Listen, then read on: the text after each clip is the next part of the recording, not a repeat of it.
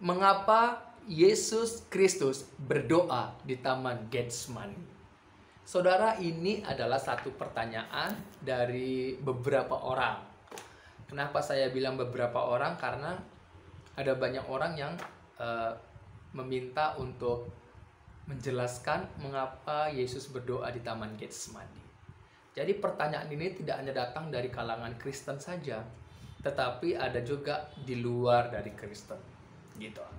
Dan ada juga asumsi-asumsi yang salah mengenai Yesus berdoa di Taman Getsemani. Itu diartikan sangat salah, diasumsikan dengan keliru. Ada juga seperti itu. Makanya melalui video ini saya berdoa kiranya saudara membuka hati saudara.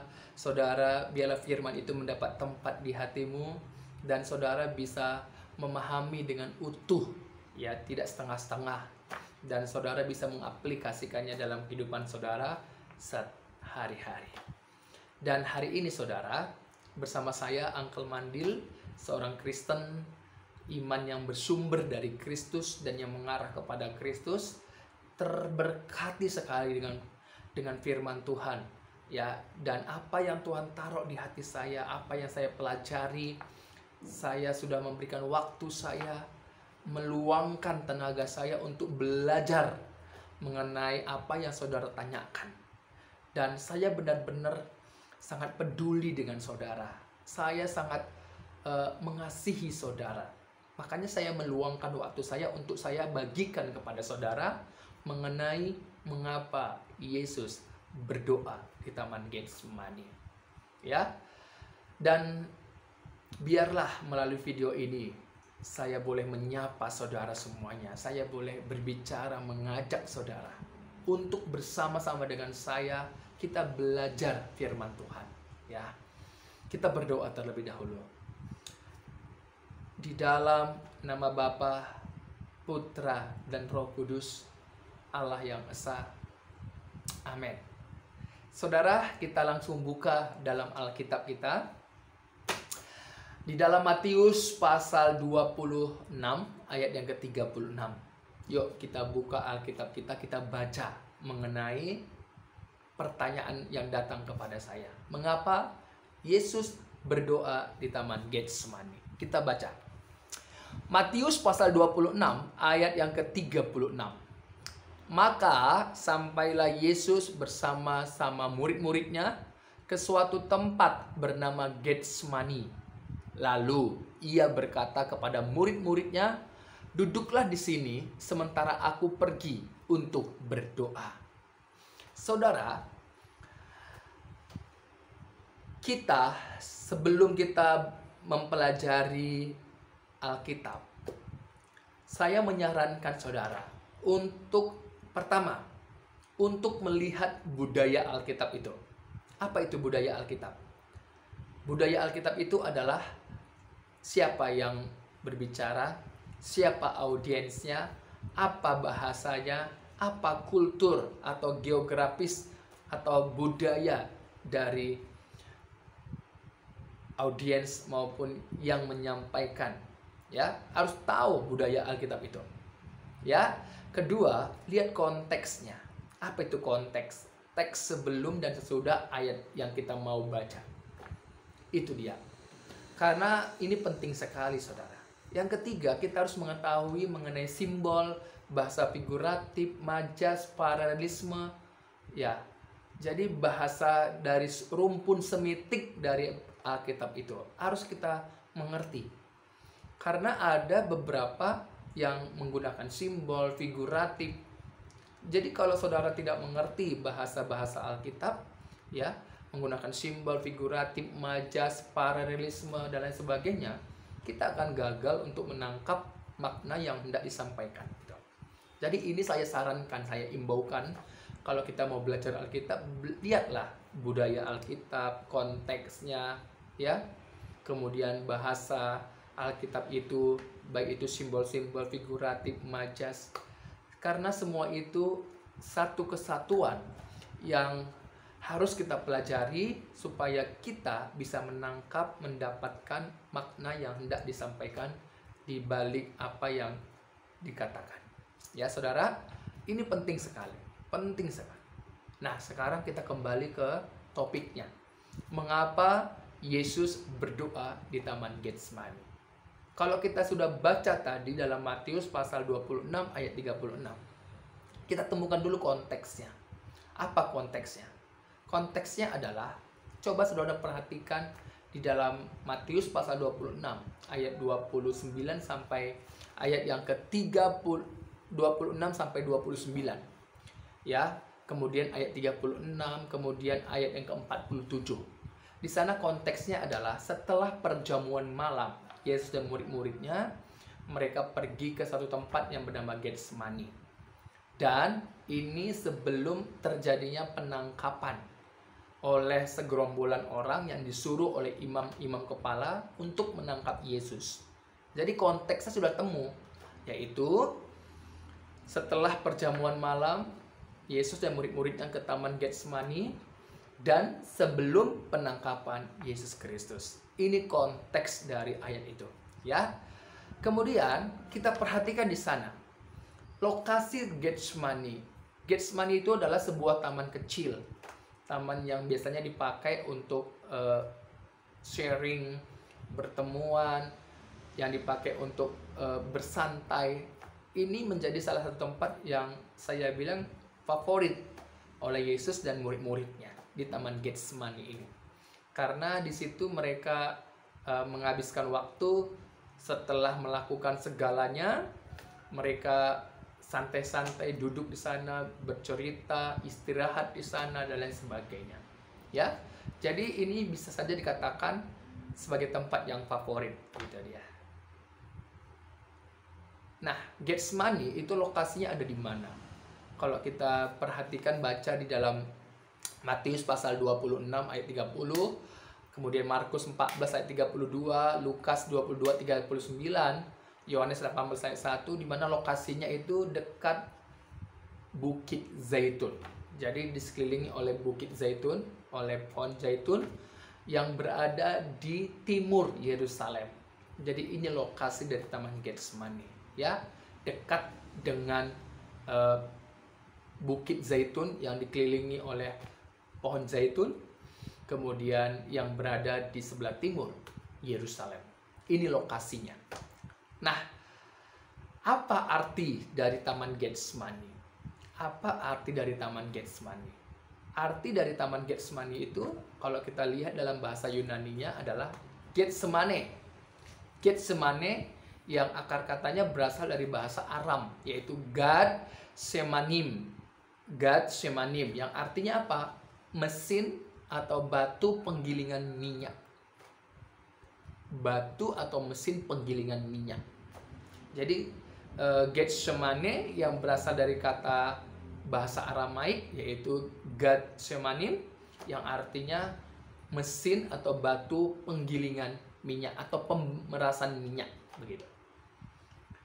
Jadi ini artinya, saudara. Nah, kalau kita perhatikan di sana Yesus berdoa.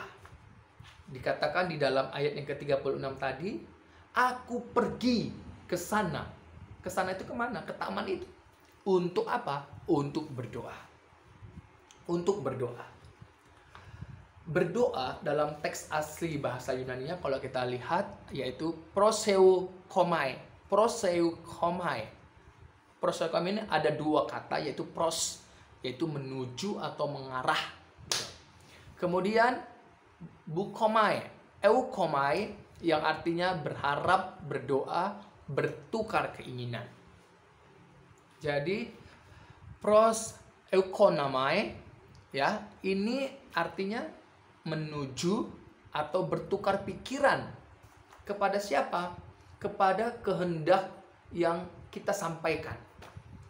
Nah, kalau begitu, ketika Yesus berdoa di Taman Getsemani, Yesus berdoa kepada siapa? Yesus berdoa kepada Bapaknya. Ya, Yesus berdoa kepada Bapaknya. Coba kita perhatikan di dalam Matius pasal 26 ayat yang ke-39, 42 sampai 44. Di sana dikatakan Yesus berdoa, "Ya Bapakku." Jadi Yesus berdoa kepada siapa? Kepada Bapaknya. Yesus berdoa kepada Bapanya. Kemudian, mengapa kepada Bapanya Yesus berdoa? Mengapa Yesus berdoa kepada Bapanya? Nah, karena Yesus adalah firman Allah yang telah menjadi manusia seutuhnya atau sepenuhnya. Yesus adalah firman Allah yang telah menjadi manusia sepenuhnya.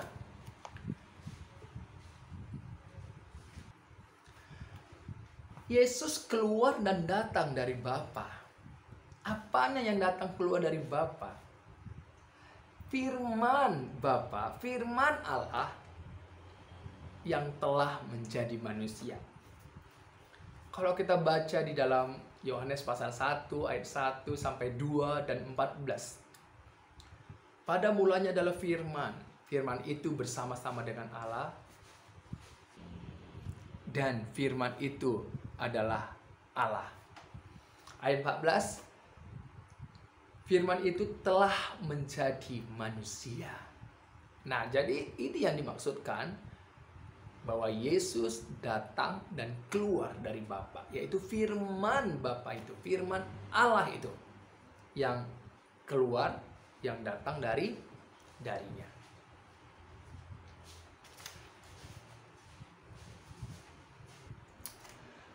Dan Yesus Kristus adalah anak tunggal Bapa.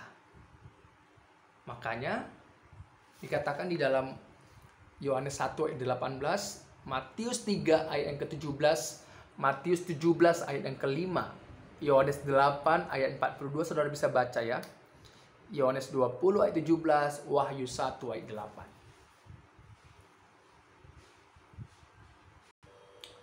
Jadi kalau ditanya kepada siapa Yesus berdoa, ya kepada Bapanya. Ya kan, karena Yesus adalah anak tunggal Bapa yang datang keluar dari Bapa. Apanya? Firman Allah, firman Bapa itu yang datang, yang telah menjadi manusia. Yesus Kristus anak tunggal Bapa itu. Jadi Yesus berdoa kepada siapa? Ya kepada Bapanya. Nggak ada yang salah, nggak ada yang keliru. Ya, nggak ada yang keliru. Yesus nggak berdoa kepada murid-murid, tidak. Tapi dia berdoa kepada Bapanya. Dia berdoa kepada Bapanya. Ya, dia berdoa kepada Bapanya. Nah, berapa kali Yesus berdoa? Berapa kali Yesus berdoa? Berapa kali Yesus berdoa, saudara? Kalau kita perhatikan di dalam Matius pasal 26, ya, ayat yang mulai dari 39, 42, 44, saudara bisa perhatikan. Di sana Yesus berdoa 3 kali. 3 kali dia berdoa. Ya, 3 kali dia berdoa. Dan kalau kita perhatikan dalam perspektif, kalau kita pahami dari sudut pandang semitik, menggunakan majas tautologi. Apa itu majas tautologi? Pengulangan kata yang sama, di mana Yesus berdoa 3 kali dengan mengucapkan hal yang sama. Apa artinya? Di dalam perspektif semitik, ya, rumpun semitik di mana 3 kali di dalam istilah dalam rumpun semitik itu menggunakan kata kazakah. Kazakah itu adalah hak milik. Nah, hak milik yang bisa disebut dengan extremely atau keharusan menjadi milik. Gitu. Ini majas tautologi.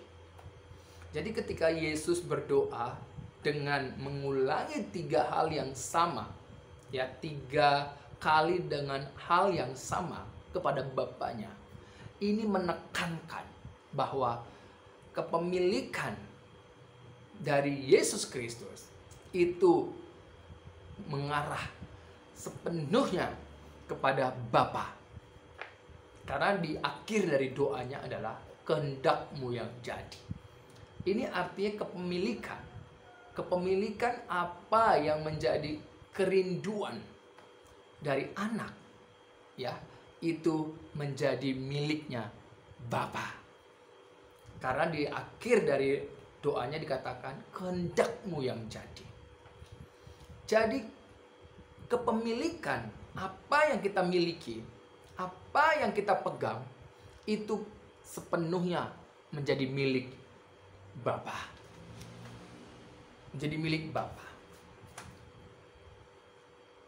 Begitu juga sebenarnya dalam kehidupan kita.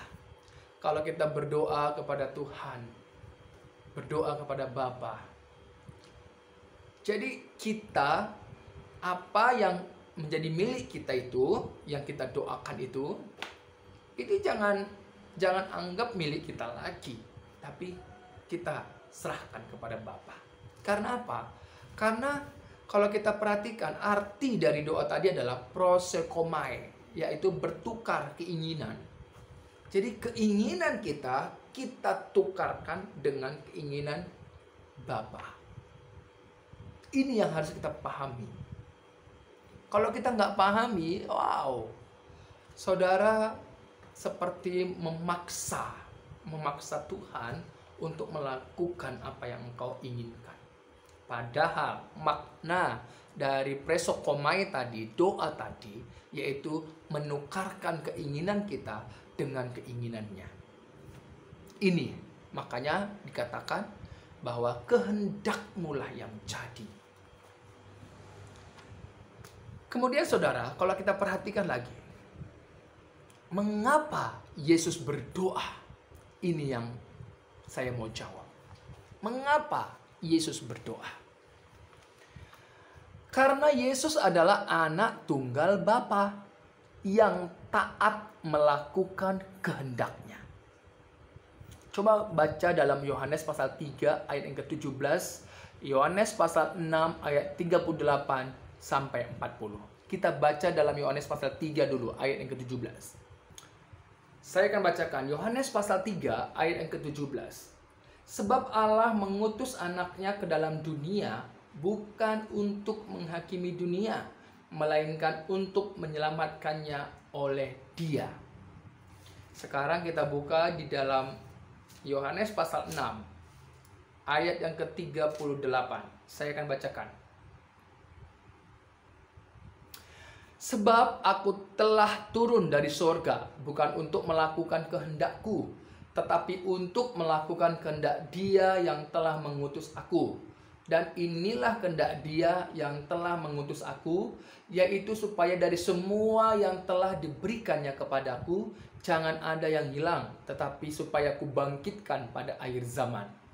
Sebab inilah kehendak Bapa-Ku, yaitu supaya setiap orang yang melihat anak dan yang percaya kepadanya beroleh hidup yang kekal, dan supaya aku membangkitkannya pada akhir zaman.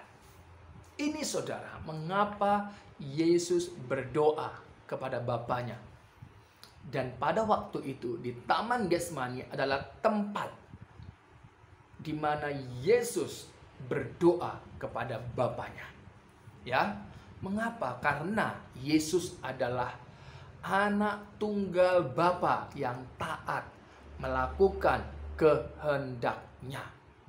Kata melakukan dalam teks aslinya, dalam Yunaninya dituliskan poieo, yang artinya mencapai atau melaksanakan, baik itu secara fisiknya maupun secara moralnya.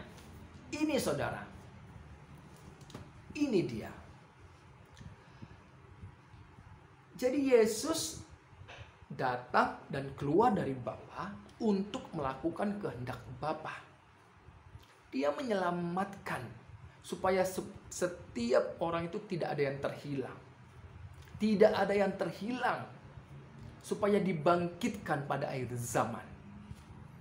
Jadi di dalam tugas yang Yesus terima dari Bapanya, Dia menunjukkan ketaatannya. Kalau nanti kita baca dalam Filipi pasal 2 ayat 8 sampai 9, Ia taat bahkan sampai mati di atas kayu salib. Ia taat, menunjukkan ketaatannya kepada Bapa. Luar biasa, bukan? Ini yang harus kita pahami. Dan kalau kita lihat sebagaimana manusia pertama, yaitu Adam, di Taman Eden, tidak taat kepada perintah yang Tuhan Allah sampaikan. Dalam Kejadian pasal 2 ayat 17. Dan dalam Kejadian pasal 3 ayat yang ke-6, manusia itu melanggar dengan memakan buah yang dilarang oleh Tuhan Allah untuk dimakan buahnya. Dan Yesus di Taman Getsemani menunjukkan ketaatannya. Kalau Adam tidak taat, makanya Yesus dalam keadaannya sebagai manusia yang sepenuhnya benar-benar taat kepada Bapaknya, perintah Bapaknya. Makanya di dalam yang ditulis oleh Rasul, murid Yesus Kristus, dalam tulisan mereka, ya, oleh karena ketaatan. Coba kita baca dalam Roma pasal yang ke-9, ya. Roma pasal 9 ayat yang ke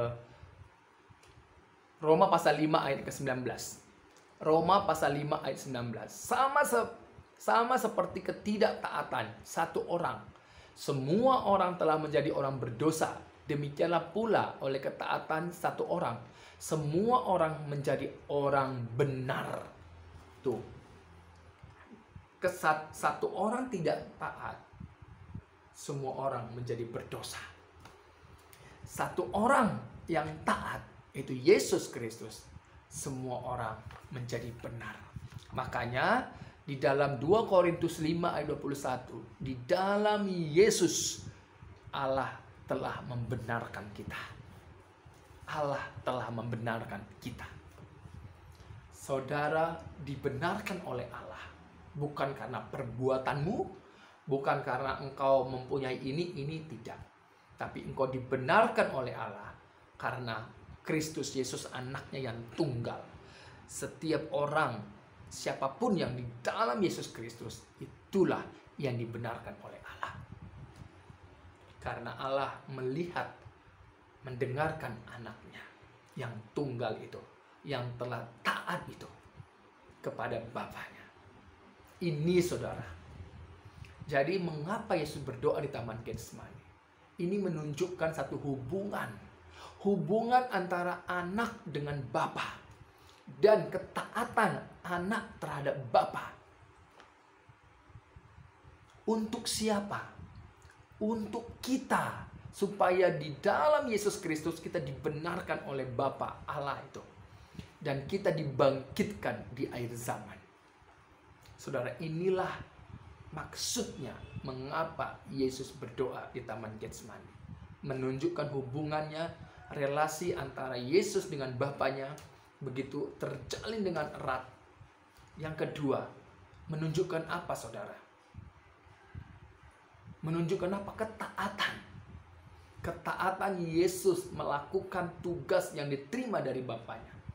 Yang ketiga, supaya untuk apa? Untuk kita, supaya kita dibenarkan di dalam Yesus Kristus oleh Allah, dan kita dibangkitkan pada akhir zaman. Ini tujuannya mengapa Yesus berdoa di Taman Getsemani. Ya, jadi saudara harus pahami itu. Jadi ini saja yang saya sampaikan melalui video saya. Saudara, kalau saudara mau berdoa, kalau saudara berdoa kepada Bapa, itu berarti saudara menyerahkan apa yang jadi keinginan saudara. Saudara tukarkan dengan keinginan Bapa. Biar keinginan Bapa yang terjadi dalam hidupmu. Dan engkau berdoa kepada Bapa, itu menunjukkan relasimu, hubunganmu dengan Bapa. Ya. Biarlah firman-Nya mendapat tempat di hatimu sehingga engkau terus menunjukkan ketaatanmu kepada Bapa. Enggak melanggar firman-Nya. Itu saudara. Terima kasih saudaraku. Tuhan Yesus memberkati kita semua.